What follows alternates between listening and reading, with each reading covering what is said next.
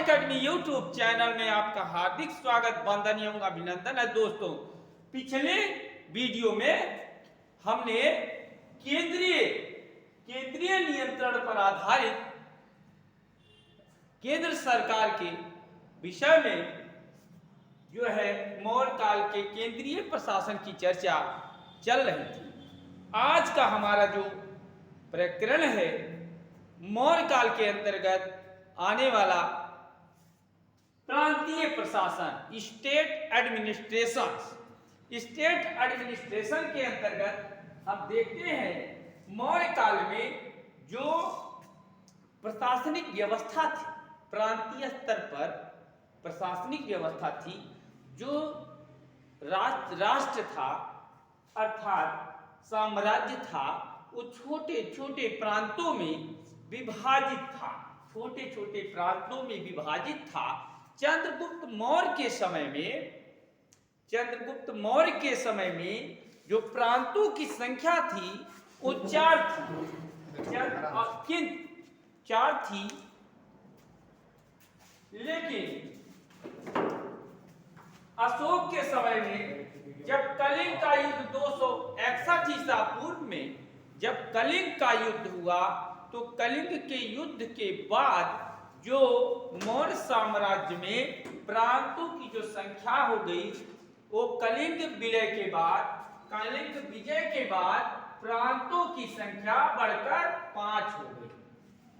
प्रांतों को मौर्य साम्राज्य में प्रांतों को चक्र कहा जाता था। प्रांतों को किस नाम से जाना जाता था?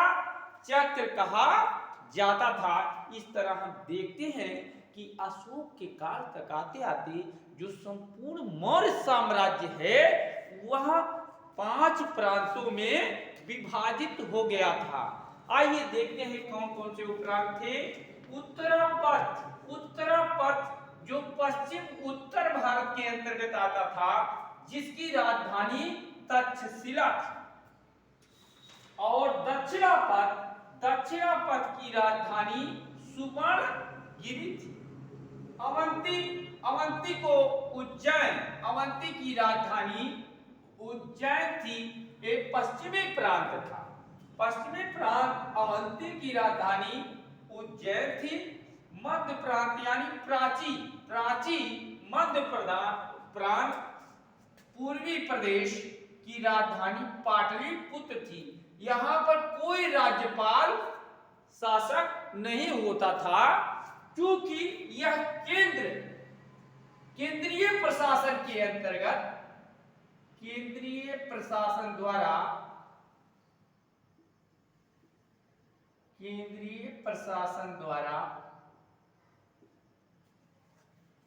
नियंत्रित था। इसलिए यहाँ पर कोई राज्यपाल मध्य देश में अर्थात प्राची पूर्वी प्रदेश जिसकी राजधानी पाटलिपुत्र थी, यहाँ पर कोई राज्यपाल नहीं होता था। चंद्रगुप्त मौर्य ने जब 305 ईसा पूर्व में चंद्रगुप्त मौर्य और सेल्यूकस निकेटर के मध्य युद्ध हुआ, तो जो 4 प्रांत सेल्यूकस निकेटर ने चंद्रगुप्त को दे दिए, यह उत्तरापथ प्रांत में शामिल किया गया।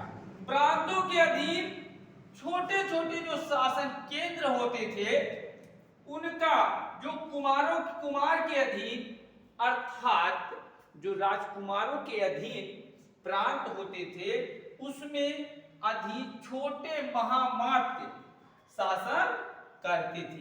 छोटे महामात्य जो है वहां पर शासन करते थे। अशोक ने तक्षशिला, उज्जैन और तोसाली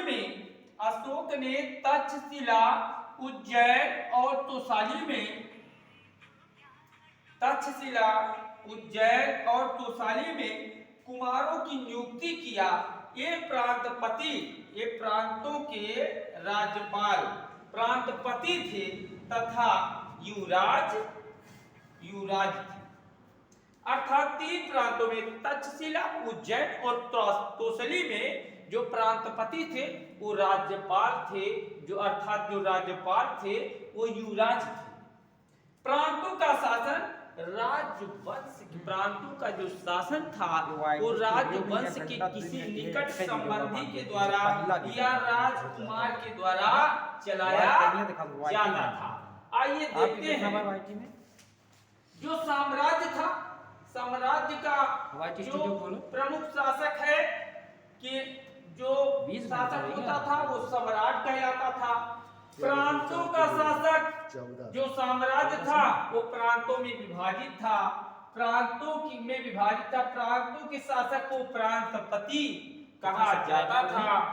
जो प्रांतों का विभाजन मंडलों में किया गया था, प्रांत मंडल में विभाजित थे, जिससे अर्थशास्त्र जिसका प्रमुख अधिकारी प्रदेष्टा कहलाता था। इसे प्रादेशिक भी कहा जाता है।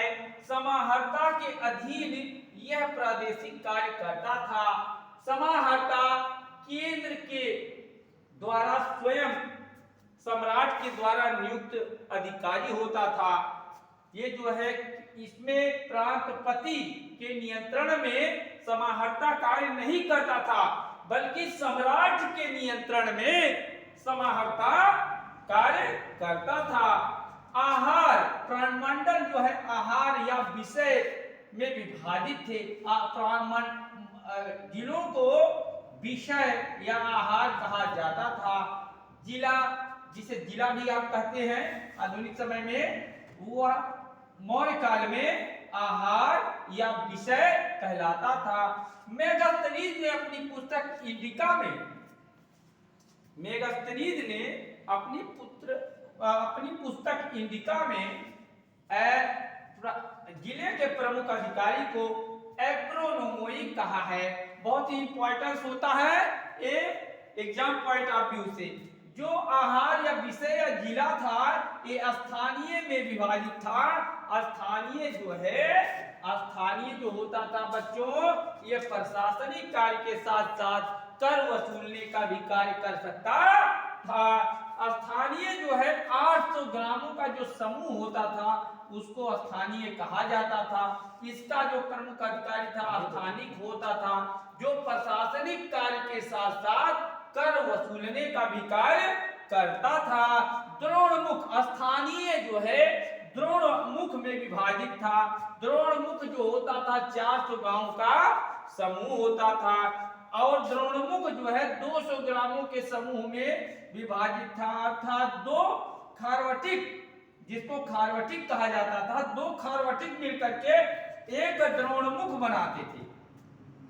अर्थात 200 ग्रामों का ये समूह होता था। और इसके बाद इसके नीचे का जो गांव का 10 गांव के समूह को सनग्रहण कहते थे। सनग्रहण का जो प्रमुख अधिकारी था वो गोप था। ये गोप जो है लेखपाल भी समझा जा सकता है, और इसका कार्य जनगणना करना भी होता है। इसके नीचे प्रशासन की सबसे छोटी इकाई ग्राम थी। ग्राम प्रशासन की सबसे छोटी इकाई होती थी। इसी के साथ आज हमने आपको प्रांतीय प्रशासन के विषय में परिचित कराया है। और इसी आप हमारे विराट एकेडमी यूट्यूब चैनल को शेयर कीजिए, सब्सक्राइब कीजिए, लाइक कीजिए, कमेंट कीजिए। इसी के साथ हम अपने सेशन को विराम देते हैं। अगले सेशन में मिलेंगे फिर दोस्तों। जय हिंद, जय भारत।